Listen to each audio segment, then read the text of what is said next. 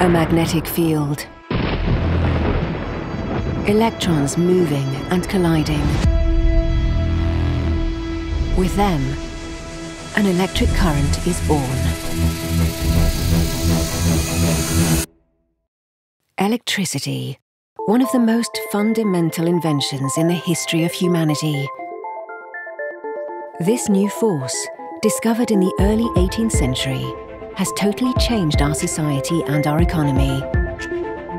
It was a technological leap forward that forced us to rethink the foundations of our industrial system. Almost 2 centuries later, electricity has revolutionized the automotive world, radically changing the way cars are used. For Group PSA, electrification is a major challenge, one that drives us every day to reinvent our business and the way our vehicles are designed and produced. There are many new questions that we are working to answer so that you can make the best choices for the future. These are changes that we are eager to share so that you can join us on this great adventure.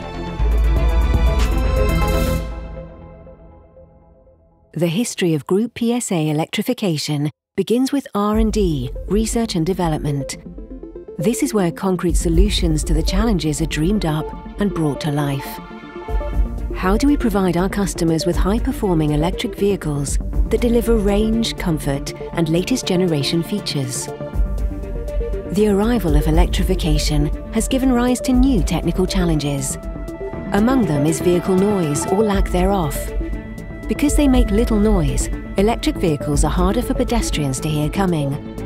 So Group PSA's teams are creating new sounds to guarantee safety for everyone out on the roads.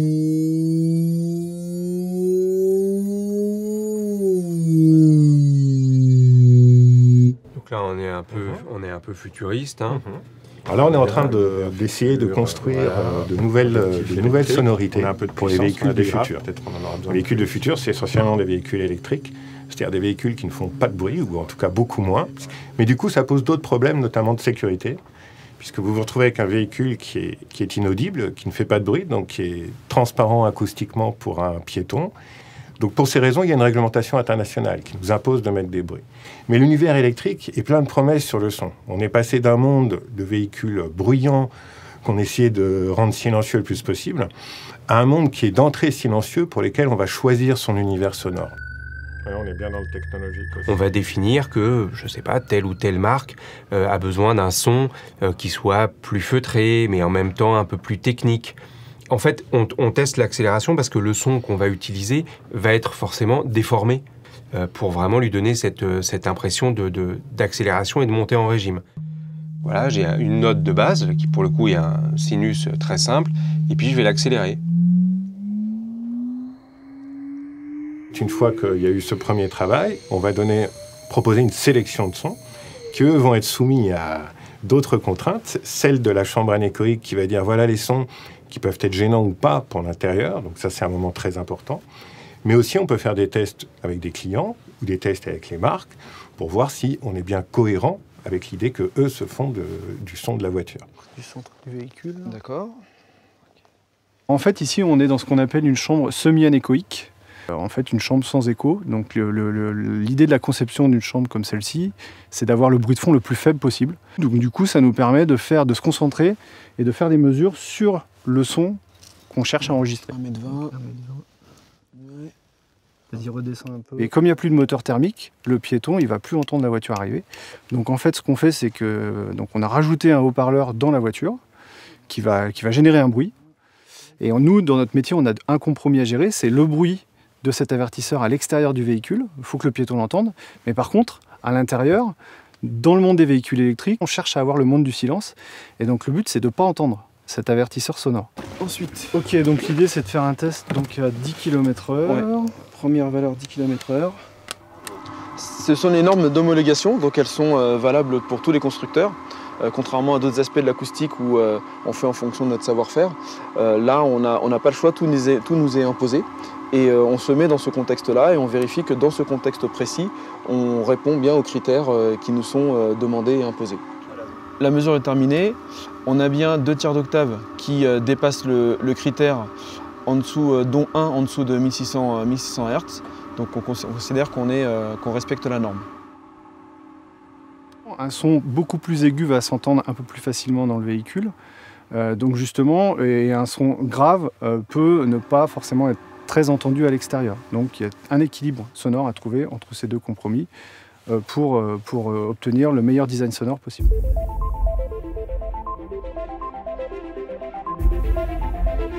The arrival of electrical power at Group PSA prompted a rethink in industrial strategy and the design of car manufacturing processes. To meet customer demand, we had to adjust our production tool, make it more flexible. As a result, our current manufacturing lines can adapt to car models with any type of powertrain. And the transition has been smooth. Aujourd'hui, grosso modo, sur le pas, on doit avoir à peu près 5 moteurs électriques sur à peu près une trentaine de moteurs, jusqu'à un moteur sur 3 électriques. Donc il y a eu un plan de formation pour aider les gens à découvrir l'électrique, mais on s'est aperçu qu'il y avait très peu de différence entre un thermique et un électrique. En fait, on a eu les moniteurs référents qui sont venus former nos moniteurs de ligne, et les moniteurs ont déployé, et maintenant les opérateurs de ligne, que ce soit sur tous les postes, ils sont polyvalents. Ils savent faire du thermique comme de l'électrique. Le moteur électrique, généralement, c'est plus de tuyaux. Il y a des étapes un peu différentes, c'est vrai, mais il y a moins d'opérations par rapport à un moteur thermique. Donc pour les opérateurs, c'est complètement transparent et on arrive à faire des lignes hybrides qui nous permettent de passer de l'électrique au thermique. Bonjour Philippe. Bonjour. Tout se passe bien? Tout se passe bien. Pas de problème de montage? Non, non. Là, je place le module avec... Ici, on est dans l'atelier d'assemblage des packs batteries des véhicules 100% électriques du groupe PSA. On voit ici une opération d'assemblage de ce qu'on appelle les modules. Donc on assemble à l'intérieur de ce pack 18 modules qu'on va relier entre eux après avec des systèmes de faisceaux. Chaque module, donc ces sous-ensembles-là, représente 13 kg. Ordre de grandeur, ça représente à peu près le même poids que la batterie que vous avez habituellement dans vos voitures. La batterie dite 12 volts. Celle-ci, quand elle sera assemblée, fera 400 volts. Mais encore une fois, on en assemble 18. Donc on embarque plus de 200 kg d'énergie à l'intérieur de la batterie. C'est une grosse révolution dans le sens où c'est quelque chose qu'on ne faisait pas chez PSA auparavant. C'est de nouveaux métiers avec des opérateurs qui sont montés en compétences, notamment sur la partie électrification, car pour assembler cette batterie, il faut qu'ils aient un niveau d'habilitation assez élevé sur toutes les opérations justement de connexion et autres. Donc ici, on est dans la dernière étape de fabrication de la batterie, qui est le contrôle d'étanchéité. C'est le dernier test qu'on fait avant de livrer cette batterie sur l'usine qui va l'utiliser sur son véhicule. Donc on est en train ici d'installer la batterie sur le moyen de test d'étanchéité. On va injecter de l'hélium dans la batterie, et l'hélium qui est un gaz qu'on arrive facilement à détecter. Et tout l'ensemble est une cloche étanche qui va détecter les fuites d'hélium qui proviendront de la batterie. En fait, on va mettre ce pack sous pression d'hélium.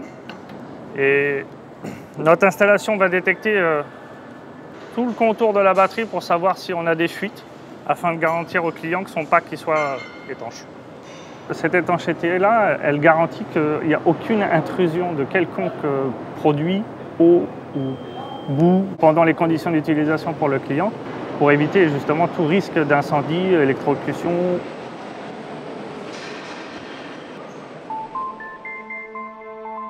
Battery life cycle is a major concern for Group PSA, given that the aim is to maximize operating life and thereby optimize resource utilization while minimizing residual waste.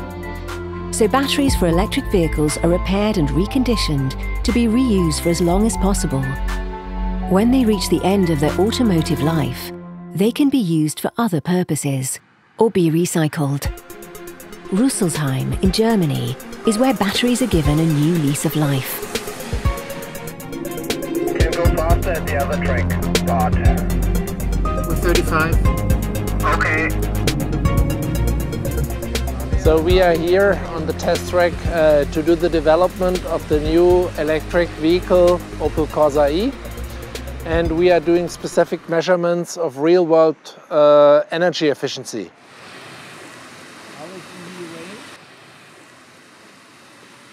When vehicles get older and taken out of operation, batteries are still good, and we were looking for an opportunity to utilize those batteries for a new purpose, a second life. Outside here, there's not a real charging infrastructure. We can actually use the container and charge it overnight or over day, so when the test work is done, we can recharge the vehicle.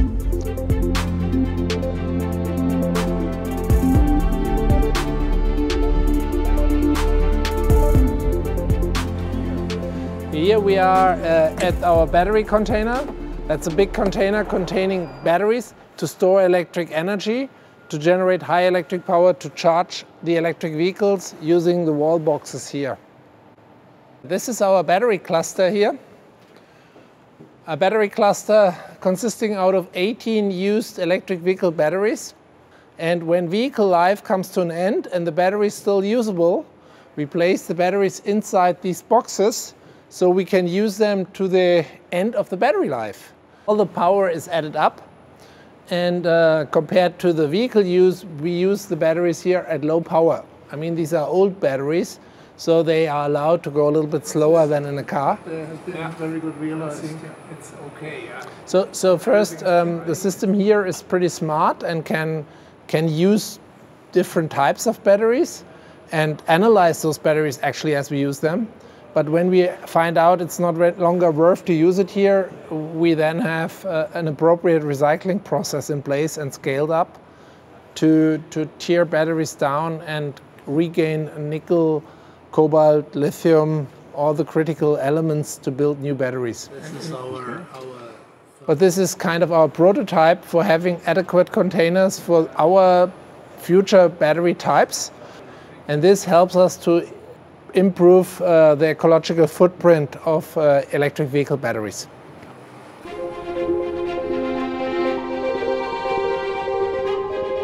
The energy transition is an opportunity to reinvent ourselves, to think differently about customer mobility. The goal is to give people as many choices and options as possible for getting from A to B. The arrival of electric technology has fostered a change in habits. Our customer relationships have evolved. Groupe PSA is adapting by providing new solutions to our customers' problems. Bonjour Gaëtan. Bonjour Caroline. Si je viens chercher mon véhicule, vous avez reçu ma réservation? Oui, 5008 pour que vous ayez la place Très bien. pour emmener vos amis et vos vélos. Parfait. Comme ça, tout est... Caroline est une cliente de chez nous. Elle loue actuellement une 208 électrique. Sur lequel elle a accès à différents services, dont des services de mobilité qui lui permettent de louer un véhicule sur une courte durée, pouvoir partir en vacances, en week-end avec ses enfants, sa famille. Et vous partez quand alors exactement? Alors je pars demain soir. Demain soir. Aujourd'hui, je pense que 90% de son temps est totalement dédié à un usage électrique, mais les 10% restants vont être liés à un moteur thermique, donc avec d'autres modèles de la gamme. On offre à nos clients électriques une mobilité qui est fluide, qui est simple pour eux, via une application. Hein. On vit l'expérience avec la cliente qui a pris un véhicule pour se rendre à Valence. Mais finalement, si elle avait voulu aller moins loin, par exemple à Honfleur, elle aurait pu tout à fait garder son véhicule électrique. Et là, elle aurait quand même eu besoin, finalement, de savoir où trouver une borne de recharge sur son parcours et comment s'y rendre. Donc dans l'application Free2Move, pour trouver une station de recharge, c'est relativement simple. Il suffit de soit rentrer une destination, donc on veut trouver une borne de recharge à destination, soit essayer de trouver des bornes de recharge autour de nous. Donc on va trouver une carte avec en surimpression les bornes de recharge à proximité. En amont d'un trajet, d'un itinéraire, on va pouvoir préparer son itinéraire. Donc là, tout simplement, on va rentrer une destination. Donc, je sais pas, on va prendre Honfleur par exemple. Et donc, sur le trajet, en tenant compte de la consommation sur le trajet, il va nous proposer les points de recharge. Là, on va s'apercevoir qu'on a un point de recharge de moins de 10 minutes sur une borne. C'est-à-dire que là, pour partir en week-end, Honfleur, finalement, dans l'usage, on est dans le même usage qu'un véhicule thermique, quoi. Effectivement, aujourd'hui, les gens ils sont beaucoup attachés à la possession, mais de plus en plus, on va vers une offre de mobilité. C'est aussi pour ça qu'on a créé la marque Free2Move au sein du groupe PSA, pour proposer différentes solutions de mobilité. Et typiquement, le fait de pouvoir basculer d'un véhicule électrique vers un véhicule thermique ou hybride rechargeable, c'est une des offres de mobilité étendue. From our inception, we at Group PSA have always managed to evolve by making innovation a constant driving force. We have anticipated the challenges that lie ahead and are now fully ready to tackle the challenge of electricity. It's an environmental responsibility that the group is fully committed to. Several models in our 2020 range are already electrified, and more will soon follow, allowing you to take full advantage of this technological revolution.